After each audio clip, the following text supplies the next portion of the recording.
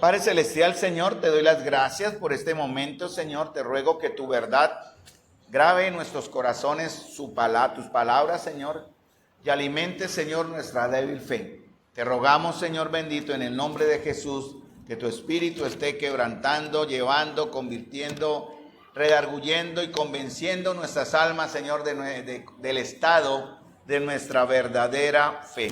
Te doy las gracias, Jesús, por tu presencia en medio de nosotros, y en tu nombre pido estas cosas.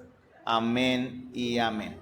Entonces, estaba diciendo, estamos estudiando Marcos capítulo 6, desde el versículo 45 hasta el 52. Ahí estamos. Y estamos conociendo el estado de nuestra fe y el crecimiento de nuestra fe. Como dije en Marcos capítulo 6, desde el verso 50 al 51, porque ellos viéndole ellos andar sobre el mar, estoy leyendo en Marcos, pensaron que era un fantasma y gritaron, porque todos le veían y se turbaron, pero enseguida habló con ellos y les dijo: tened ánimo, yo soy, no temáis. Verso 51 de Marcos 6, y subió a ellos en la barca, y se calmó el viento, y ellos se asombraron en gran manera y se maravillan. Pero entre el verso 50 y 51 hay otra historia que Marcos no lo menciona. Por eso vamos a Mateo, mis amados hermanos. Mateo capítulo 14, versículo 28, donde retomamos los 28 hasta el 31, que es lo que Marcos no menciona. Listo, entonces síganme para entender lo que vimos el jueves anterior, ¿no? La primera parte. Entonces le respondió Pedro y dijo: Señor, ¿eres tú? Señor, ¿eres tú? Manda que yo vaya a ti sobre las aguas. Ese es el verso que estamos viendo hoy y que tiene 3 puntos. El primero que vimos fue el que vimos el jueves anterior, que es Pedro y la fe que reconoce al Señor. Lo más importante en nuestra vida como creyentes y en nuestra vida espiritual es entender qué grado de conocimiento tenemos del Señor. ¿Qué tanto le conocemos a Él? ¿O qué tanto Él nos conoce? Bueno, la única manera de conocerle es a través de las Escrituras, de lo que usted tiene en sus manos, que se llama la Biblia. Y a través de ella usted estamos entendiendo ese aspecto maravilloso de la humanidad de Jesús, ¿verdad? De su identificación con el hombre, de cómo Él, siendo a la vez Dios y a la vez hombre, se identifica con la humanidad para poder ser el gran fiel y sumo sacerdote, aquel que proveerá la solución al problema humano, que es el problema del pecado. Pero para poder dar solución al problema del pecado, no solamente debemos entender el origen de nuestro pecado, sino aplicar la solución al pecado, que va a ser por medio de la fe. El puente va a ser la fe. Por eso yo citaba Efesios capítulo 2, versículo 8 y 9. Por gracia sois salvos por medio de la fe, y esto no es de nadie de nosotros, dice el apóstol, porque esto viene de Dios, es un don de Dios, y no es por obras, no es por lo que usted hace o deja de hacer, o suma o deja de sumar, que es la manera en que llegaremos a encontrarnos con el Señor. No, es por gracia y nada más por gracia, ¿no? Por gracia soy salvo por medio de la fe, y esto no de vosotros, pues es un don de Dios. Entonces, pero viendo desde el jueves anterior rápidamente, aparece con un discípulo que va a mostrar una fe que es temeraria, una fe que es arriesgada, pero que es muy inmadura aún. Es una fe que necesita moldearse, es una fe que necesita crecer, es una fe que necesita adquirir fuerza. Y esto es lo que precisamente el Señor está buscando en esta lectura, mostrarnos y enseñarnos. Mateo capítulo 28, pero porque viene el Señor después de verlo luchar contra la tormenta. Aquí extraemos una enseñanza. Se aplica como una manera de entender el texto. Cómo el mar representa las tormentas que aquejan nuestra vida. Los temores que nos invaden. Las incertidumbres que tenemos. Y en todas ellas tenemos solución. Esta semana tuve la oportunidad de dar testimonio con alguien usando Filipenses capítulo 4, versículos 6 al 8. Por nada estáis afanosos, sino sean conocidas todas vuestras peticiones delante de Dios en toda oración y ruego y con acción de gracias, y lo que viene, la paz de Dios, que sobrepasa todo entendimiento, guardará vuestros corazones y vuestros pensamientos. Porque un resultado de la fe bien puesta, no la fe grande o la fe pequeña, la fe bien puesta es paz. Pero aquí ve algo, viene Jesús andando a su ritmo a rescatar a los suyos, ¿no? Recuerden la enseñanza, el Señor va a venir en medio de nuestra tormenta. No desmayemos, mantengámonos firmes.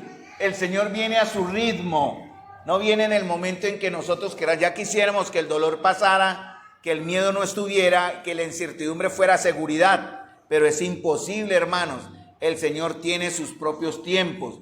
Nuestra responsabilidad es, primeramente, vamos a Mateo, como dijimos, estén atentos al texto, donde Pedro comienza con un reconocimiento, ¿no? Mateo, como dice acá, presenta una fe temeraria. Bueno, hermanos, quiero informarles, la fe del cristiano no debe ser temeraria, sino cuando el Señor dice que sea temeraria. En lo demás debe ser una fe racional, centrada, sometida también, una fe que primero entiende por qué hace las cosas. Muchos hoy día quieren vivir, una fe arrebatada, que no está fundamentada en ninguna clase de mandamiento u ordenanza que Dios da. Pero andó y se atrevió a salir, como está la figura ahí de la imagen, el terror de los discípulos. Ellos ven a alguien en la oscuridad, en medio de la tormenta, como las aguas invadían la barca, y ven una figura venir. Y piensan, lo primero que piensan es un fantasma. Nunca pensaron, es el Señor, ¿no? Se olvidaron rápido de quien les había dicho, vayan y crucen el mar, yo los encuentro más tarde, voy a despedir la multitud. Ellos tal vez estuvieron luchando en su fe diciendo, ¿y qué nos mandó a estar acá? Nos hubiéramos quedado con el maestro. Pero la fe, hermanos, debe ser probada, por medio de la obediencia. Jesús dijo, vayan al frente, espérenme allá. Ellos se subieron a la barca, no había tormenta. Comenzaron a remar, pusieron sus velas, y el viento y el buen mar los fue llevando. Pero pasa el tiempo y comienza el mar a embravecerse. Y cada vez es más duro y más violento, y el viento ruge y la oscuridad los rodea. ¿Y qué hay en medio de ellos? Pues lo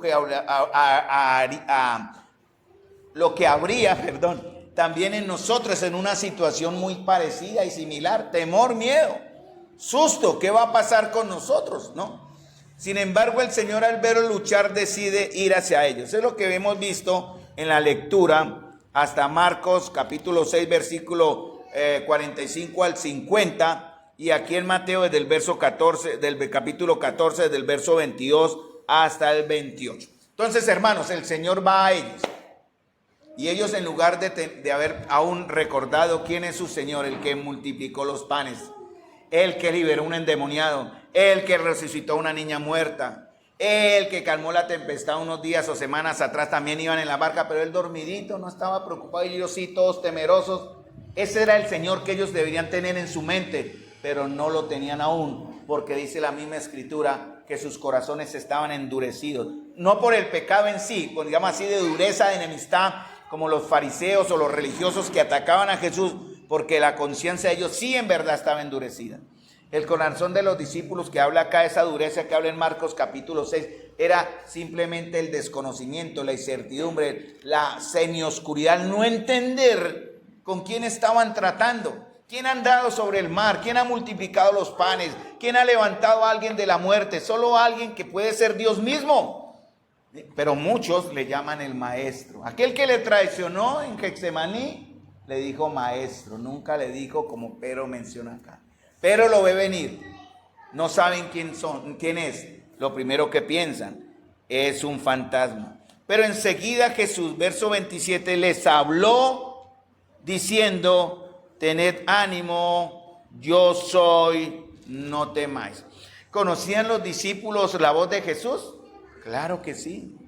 Apenas él habló, pero impulsivamente, aquí no dice que es un tiempo como de silencio, como que dudar, no, pero instintivamente, de una manera rápida y consciente, dice, Señor, ¿eres tú? Y eso es lo que el Señor hoy quiere que nosotros entendamos, hermanos. Nuestra fe debe ser probada para mostrar madurez, para adquirir madurez.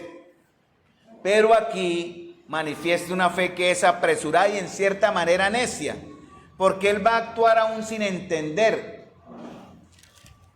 Algo que él hace aquí es lo que vamos a ver en la segunda parte del verso 28 es: manda que yo vaya a ti, manda que yo vaya a ti. Porque la fe verdadera actúa, hermanos, basado en un mandamiento de Dios, no apoyada en presión de grupo, no apoyada en la espiritualidad que puede haber en una reunión cristiana, que es muy hermosa, pero si no hay palabra de Dios, hermanos, es una espiritualidad que puede engañar. Es una emocionalidad que puede ser falsa y llevarnos a malas decisiones. Primero tenemos que entender, Señor, ¿eres tú? Y si entendemos que es el Señor el que está ahí, lo siguiente que vamos a decir es: Señor, dime, manda, ¿qué quieres que yo haga? Eso fue lo que precisamente Pedro quiere hacer. Pero la fe de él, que nace de oír la voz al Señor, Pedro fue un poco irracional, ¿cierto? En el verso 28 dice: manda que yo vaya a ti sobre las aguas. ¿Por qué Pedro no dijo simplemente déjame ir a ti? Tal vez el deseo de resaltar, tal vez el deseo de tener una experiencia maravillosa. ¿Quién ha andado sobre el agua? Solo Dios, dicen, Job puede hacerlo. Pero Pedro no entendió eso. Pedro lo quiso hacer arrebatadamente. Manda que yo vaya a ti sobre las aguas. Y cuando Jesús le dijo ven, descendió Pedro y andó. Eso lo veremos en los siguientes jueves porque aún falta mucho. Vamos a centrarnos solo en la segunda parte del verso 28, ¿cierto? Que es lo que estamos viendo. Pero dice: Señor, eres tú. Pero él, ¿a dónde dirigió su mirada, hermanos? ¿Dónde creen que estaba él mirando? Si Jesús viene por acá, él dice: Señor, ¿eres tú? ¿Haríamos eso? Si él viene por allá, dice: Señor, ¿eres tú? Claro que no. Centró su mirada en esa figura borrosa en medio de la tormenta y le dice: Señor, ¿eres tú? ¿Cómo reconoció él que era el Señor? Cuando Jesús les habló, ¿no? Ya les dijo: soy yo, no temáis. Y Jesús usó el nombre divino.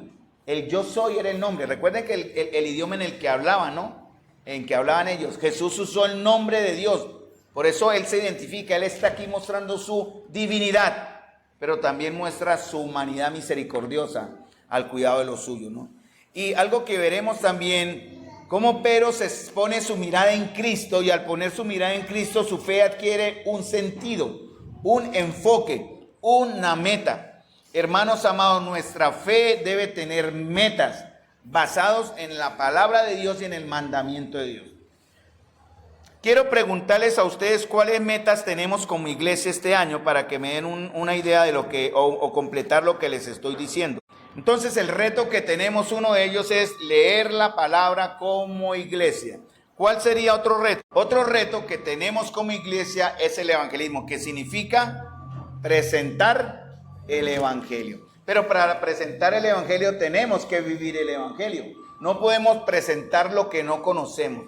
Entonces, un propósito también como iglesia es precisamente madurar en el Señor nuestro evangelio. En realidad quiero usar esa palabra con respeto nuestro, porque solo hay un evangelio. Es el evangelio que vivimos, hermanos. ¿Cómo lo conocemos? ¿Cómo lo vamos a aplicar? Y eso solo es posible primero entre nosotros para poder después llevarlo a los demás, ¿no? El que dice que ama a su hermano, o el que dice que ama a Dios, dice en 1 Juan, pero aborrece a su hermano, miente, ¿no? Y la verdad no está en él. ¿Cómo podemos decir nosotros que cumplimos eso triste que dice en 1 Juan, e ir a hablarle a otro del amor de Dios? No hay fruto, no habrá resultado. Primero tenemos que sanar entonces nuestros propios corazones, para que el Señor a través de su proceso pueda mostrar su gracia formadora. Recuerden que estamos aquí bajo la gracia del Señor. Y Pedro aquí hace una petición apresurada, como dije. ¿Cuál fue la intención de Pedro? A veces nosotros hablamos y después pensamos. Pero ¿qué es lo que dice el Señor? Pensar, o sería lo más ideal, pensar para después hablar. Pero la palabra, ¿qué es lo que diría entonces? ¿Cómo aplicaríamos esto? Pensar para hablar, hablar para pensar, o simplemente escuchar y obedecer, como dice aquí la Escritura? Porque a veces el mandamiento nos lleva a muchos a pensar, ¿debo? No debo. ¿Lo hago? No lo hago. Hermanos, si Dios está ordenando, es una obediencia inmediata, no es algo que usted diga, Señor, espéreme, en la tarde le doy respuesta. Eso es un pecado y un insulto a Dios.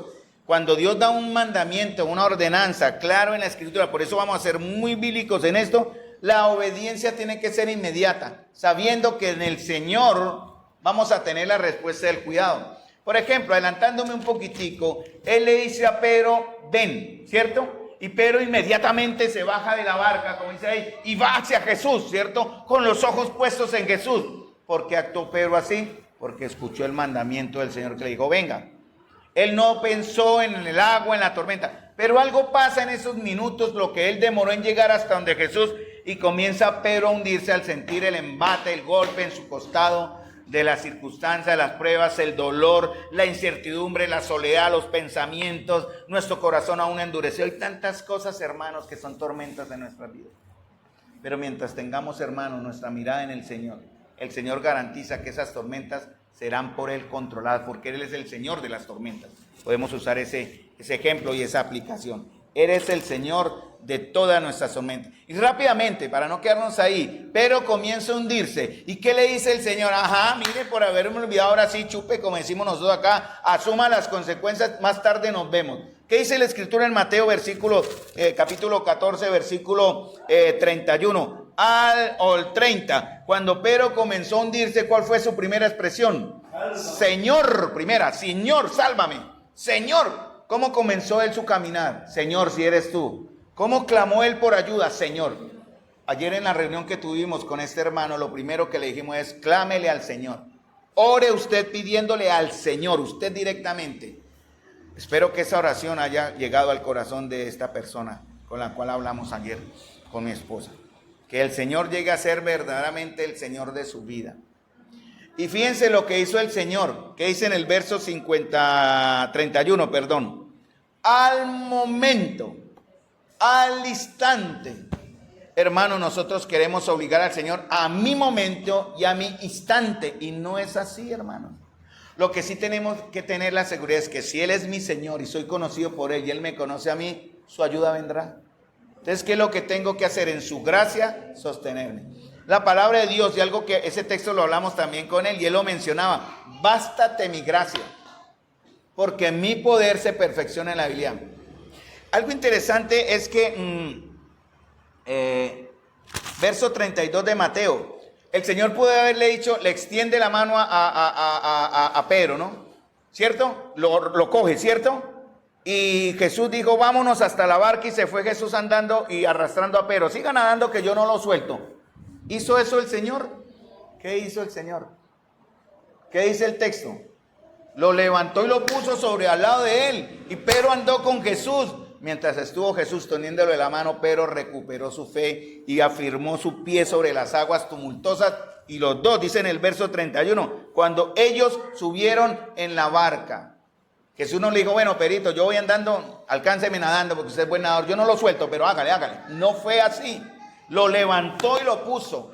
Por eso leíamos en las lecturas que estamos teniendo, en la lectura de la Biblia que estamos teniendo, llegamos a un texto después de Jonás con mi compañera de lectura que es Elena, cuando habla de cómo el Señor pone nuestros pies sobre la roca y nos hace como siervas, dice en Habacuc, donde fue la última lectura que hicimos. Con todo, dice, si bien estaré quieto en el día de la angustia, cuando suba el pueblo, dice la lectura en Habacuc capítulo 3, versículo 16, aunque la higuera no florezca, ni en las vides haya frutos, aunque falte el producto del olivo y los labrados no den mantenimiento y las ovejas sean quitadas de la majada y no haya vacas en los corrales, con todo, con su enfermedad, con su dolor, con su incertidumbre, con su miedo, con su temor, con su inseguridad de corazón, obviamente lo que tenga usted en su propio ser, dice, con todo, yo me alegraré en Jehová.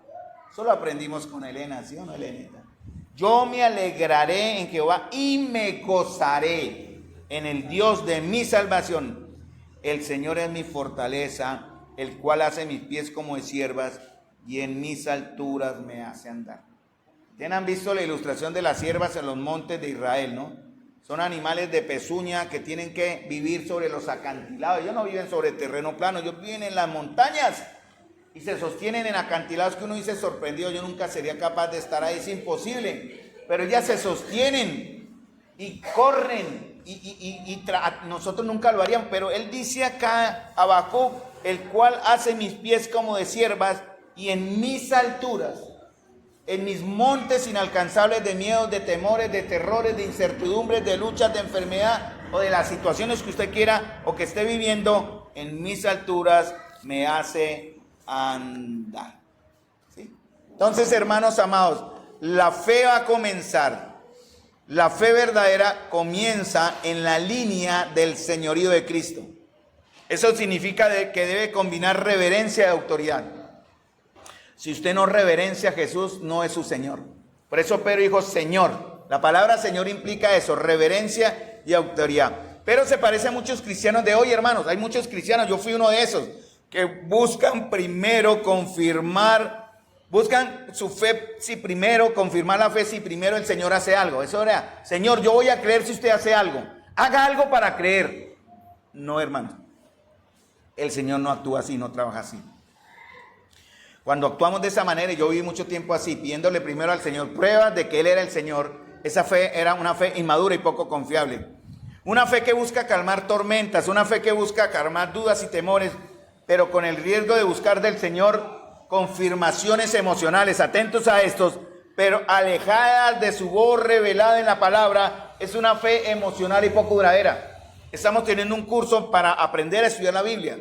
Y en los videos que ustedes han llevado algunos están atrasaditos, les animo, se pongan por delante, algunos no han empezado, les queda una semana para continuar y terminar hasta el 21 de marzo. Se habla precisamente de la relación entre el que enseña la palabra, o primero, entre la palabra, el que enseña la palabra y el que recibe la palabra. Pero todo está basado en la palabra, no en emociones, ni en pinceladas emocionales, ni en presentar estudios o enseñanzas de la Escritura que solo lleven pragmáticamente a alejarnos de la palabra y a dar ejemplos de enseñanza que pueden y son edificantes, pero si no están basadas en la palabra del Señor, no tienen ninguna clase de efecto, no tienen resultado, hermanos, y hay que tener mucho cuidado. Primero tenemos que afirmarnos en la palabra del Señor. Entonces la petición de Pedro no era una petición incrédula, y como muchos de nosotros, de verdad, hermanos amados, que en lo profundo de nuestro ser queremos oír su voz para obedecerle, pero también queremos entenderlo. Pero quería oír su voz, por eso le dice, Señor, si eres tú, manda que vaya a ti. Manda, Señor. Y el Señor no lo engañó, él fue directo. Ven, eso es lo que dice el verso 29. Y él le dijo, ven. ¿Qué haríamos nosotros, amados hermanos, si el Señor ahora hiciera lo mismo? Si él se presentara con pruebas sin duda y supiéramos, es el Señor, de verdad él llegó acá. Dejen la palabra por un momento, iría él, vamos a imaginar. Pero él acá directamente y lo identificamos y vemos sus manos y él dice, hagan esto. ¿Lo haríamos? Claro que sí, hermano, sería una reacción inmediata. Pues creo que sí, ¿no? Porque ese es el resultado, la obediencia inmediata en los discípulos que en verdad le conocemos. Porque la fe, hermanos amados, nace de escuchar y reconocer primero la voz de Cristo.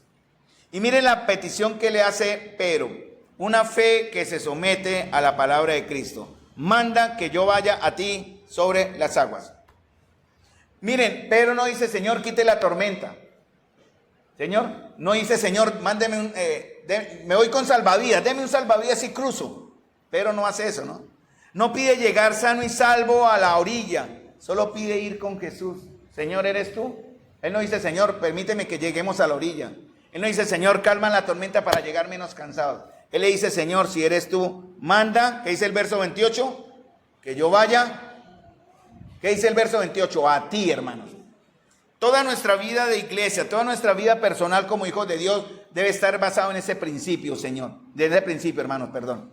Todo lo que hagamos, todo propósito es ir a Jesús, hermanos. Es conocerle, es entenderle. Ayer veíamos ese verso, ¿no? Gloríese el hombre en entenderme y en conocerme, ¿verdad? Y yo les daré también lo que he planeado para ustedes. Cuando le entendemos y le conocemos, el Señor actúa. Entonces, hermanos, lo que Pedro aquí está buscando es comunión. Porque Pedro entiende o quiere entender quién es el maestro. Pero no estaba buscando comodidad. Él no dice, Señor, voy, sino manda. Nuestra acción debe ser basada en mandamientos de Dios, no mandamientos de hombres. Y su deseo se condiciona al mandato de Jesús. Si Jesús le hubiera dicho, no quiero que venga, pero se bota al agua, no lo hace. Se queda ahí en la tormenta esperando que Jesús llegara. Pero eso nos enseña algo de Pedro, hermanos amados. Vamos a Juan capítulo 6, versículo 68.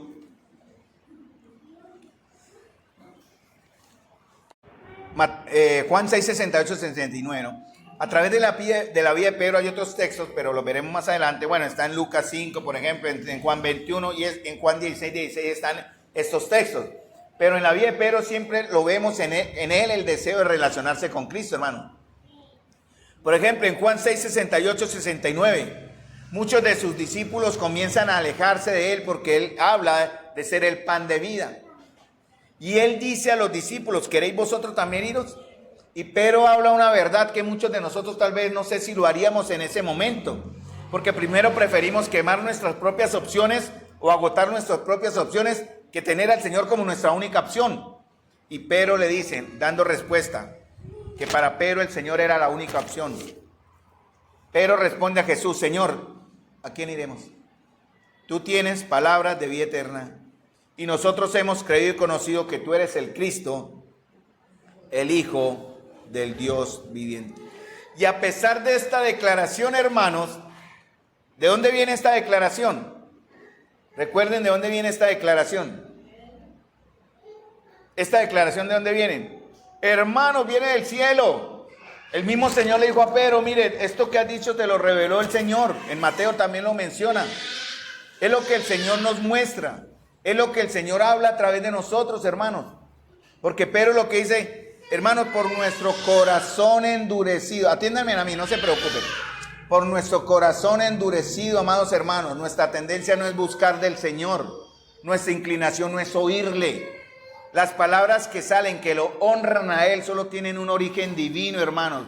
Y si las usamos, es usando en nuestro recuerdo, en la firmeza de nuestra alma, lo que la palabra de Dios ya nos ha mostrado que se debe decir o hacer. Nadie voluntariamente, ningún impío afuera nace o se levanta en la mañana glorificando a Dios porque no tienen ese espíritu para honrarle y obedecerle. Nosotros sí, nosotros tenemos la libertad para honrarle, para reconocer, porque en nosotros, hermanos, dice Efesios capítulo 1, versículo 14, ¿quién está? El Espíritu Santo. Las arras de nuestra herencia hasta la posesión adquirida. ¿Saben lo que son las arras? ¿No? Entendemos el término de arras. Dios nos ha dado un adelanto. Se llama el Espíritu Santo. Y ese Espíritu está en el alma, en el corazón y en el alma de todos y cada uno de los que en esta noche, si son hijos de Dios y si en verdad reconocen a Jesús como el Señor, estamos aquí. Entonces Pedro siempre muestra deseo de relacionarse. Por ejemplo, en Lucas capítulo 5, versículo 8, vamos también a ese texto. Lucas capítulo 5, versículo 8, vemos la historia de la pesca milagrosa, ¿cierto? Y en el versículo 8, cuando el Señor llena la barca de tal manera que se hundían, pero cayó de rodillas. Cuando cae de rodillas, ¿qué significa, hermanos? Reconocimiento y humillación. Cada vez que orásemos deberíamos estar de rodillas, hermanos. Sería lo ideal, aunque las posiciones de oración en la Biblia también las enseña. Pero para mí, en lo personal, es de mucho más respeto. Para mí. No queriendo decir que quien lo haga de pie es irrespetuoso, ni más faltaba. Ni el que lo haga sentado tampoco. Yo no estoy diciendo eso.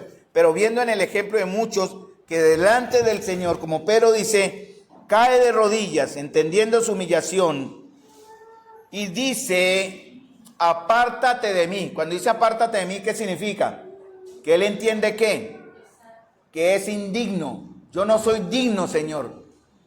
De rodillas humillado. Señor, no soy digno. Pero miren, yo hice ya el término, pero Pedro dice algo que indique esa cercanía. Apártate de mí, Señor. Señor, soy pecador, pero reconozco. Estoy usando mucho el término que para mí es natural usarlo. Pero lo usó en ese momento. Apártate de mí, Señor. No le dijo apártate de mí, maestro. No le dijo apártate de mí, rabí. Le dijo apártate de mí, Señor, porque soy hombre pecador. ¿Y el Señor se apartó de él? Al corazón contrito y humillado, dice el Señor, no despreciarás. La altivez, Él humilla al altivo, pero al humilde lo levanta. Hermanos amados, cuando entendemos nuestra condición delante del Señor, de inutilidad, de debilidad, eso fue lo que hizo Pedro, comenzó a hundirse. Algo interesante, vamos a Mateo también. Pedro comienza, dice, y comenzando a hundirse. Sí, dice en Mateo capítulo 14, vamos al verso 30. Mateo capítulo 14. Porque Pedro muestra a través de esta historia que la fe bíblica no es orgullo o presunción, amados hermanos. Es obediencia dependiente. Y por eso nuestra fe tiene que estar separada de impulsos emocionales. Y me explico. Mateo capítulo 28, versículo 30. Me estoy adelantando a muchas cosas, pero lo veremos cuando lleguemos allá más profundamente. Pero al ver el fuerte viento tuvo miedo y comenzando a hundirse dio voces. Sí, dice así, ¿cierto? Bueno, leámoslo diferente. Pero al ver el fuerte viento tuvo miedo y habiéndose ya hundido dio voces. ¿Dice eso? No, no lo dice. Hermanos amados, muchas veces hemos caído por no clamar a tiempo. Hermanos amados, muchos han caído en el camino de la fe porque esperaron en sus fuerzas luchar. Pedro apenas sintió que si un día clamó, él no dijo, voy a ver cómo soluciono eso y después sí lo busco, Señor. Nuestro Dios, amados hermanos, no es el Dios bombero. Cuando usted luche en sus fuerzas, el Señor va a tardar más en ayudar de cierta manera. Porque primero que tenemos que someter ese orgullo y esa falsa autosuficiencia. Apenas Pedro sintió que el agua ya no era tan firme y empezó a hundirse. ¿Cómo se hundió Pedro? ¿De porrazo? ¿Al fondo? ¡Rum! Se fue. No, él empieza a bajar. Y lo más inmediato que hubiera sido en una persona que no tiene fe. O espero a hundirme para ver si chapoteo. Pero era buen nadador, me imagino. O miro qué hago. ¿A dónde? No. Lo primero que él hizo, esa es la respuesta a nuestra fe, hermano, esa es la enseñanza. Y comenzando dice, dio voces. No espere, hermano, que el pecado lo atrape. No espere, hermano, que el dolor lo hunda. No espere, hermano, hermana, que su raíz de amargura lo domine, lo esclavice y lo controle. No permita que la tristeza lo apoque y lo limite. No permita que la falta de seguridad lo mate. Perdonen la expresión. No espere a que esté ya hundido en el fango y en el cieno para pedir socorro. En el barro, ya en la desesperación, ya hundido, ya a punto de morir. No, hermano, apenas sientan que su fe está débil, clamen por ayuda. ¿Dónde se ve la ayuda del Señor en lo personal? En lo personal, ¿dónde veríamos la ayuda del Señor? Lo primero que debemos hacer es orar. Y por eso mencionaba el caso del hermano de ayer. Le decíamos, lo primero que usted tiene que hacer es orar al Señor. Y tiene que entender su condición en ese momento. ¿Cierto? Porque el Señor va a actuar cuando entendemos nuestra situación, ¿no? No con orgullo, con soberbia, sino, Señor, estoy débil, me estoy quebrando. Ayúdame. Y el Señor va a usted a dónde después, en su oración. Usted le habló al Señor, ¿cierto? ¿Dios habla? Dios responde, hermano, sí, la palabra. ¿Y a dónde más debe ir después de tener la palabra? ¿Qué es lo que la misma Biblia dice? Efesios capítulo 5, versículo 1. Vamos a ese texto rápidamente, casi ya para terminar. Hermanos amados, porque usted no puede seguir en la lucha solo. Usted en lo personal, obviamente, clama por ayuda y actúa en base a eso. Pero Efesios capítulo 5, versículo 1. Sed pues imitadores de Dios como hijos amados, y andad en amor como también Cristo nos amó y se entregó a sí mismo por nosotros, ofrenda y sacrificio a Dios en olor fragante. Sigue la lectura, versículo 8.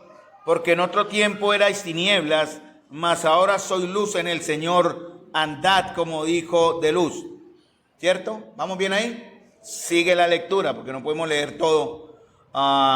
Comprobando lo que es agradable al Señor, y no participéis de las obras infructuosas de las tinieblas, sino más bien reprendelas. Sigamos, verso 15. Estoy leyendo así salteado para poder terminar la idea. Mirad pues con diligencia cómo andéis, no como necios, sino como sabios, aprovechando bien el tiempo, porque los días son malos. Sigamos, ya llegamos al punto. No os embriaguéis con vino en el cual hay disolución, sino antes bien sed llenos del Espíritu, hablando entre vosotros con salmos, himnos y cánticos espirituales, alabando al Señor en vuestros corazones, dando siempre gracias por todo a Dios y Padre en el nombre de nuestro Señor Jesucristo. Someteos unos a otros en el temor a Dios. Ahí es donde sigue la lectura exegéticamente, correctamente, es que comienza a partir del verso 22 la siguiente parte de la enseñanza. Usted clama al Señor, sí es el proceso personal, ¿no? Señor, necesito ayuda, y el Señor le va a responder. Si usted muestra el corazón apropiado, el Señor va a responder en lo personal. Pero después de que responde en lo personal, usted tiene que ir ¿a dónde? ¿Dónde se ve después de que ve en la palabra la respuesta del Señor? Quédese solo y siga luchando solo. Usted tiene que ir y llenarse y fortalecerse. Por eso todo lo que Pablo habla en Efesios capítulo 5 dice, andad en amor. ¿Dónde andamos en amor? Dice, porque fornicación y toda inmundicia ni aun se nombre entre vosotros. ¿Qué quiere decir Pablo con esto? Cuando dice también, en otro tiempo erais tinieblas, mas ahora sois luz, andad como hijos de luz. Quiere decir, anden como su verdadera naturaleza. ¿Dónde se ve esto? ¿A dónde tenemos que ir, hermanos? A la iglesia, hermanos del Señor. A la iglesia. Esa es nuestra fuente, nuestro refugio. Si usted viene, el Señor en lo personal le va a responder, créame. Y le va a dar solución y le va a dar sanidad.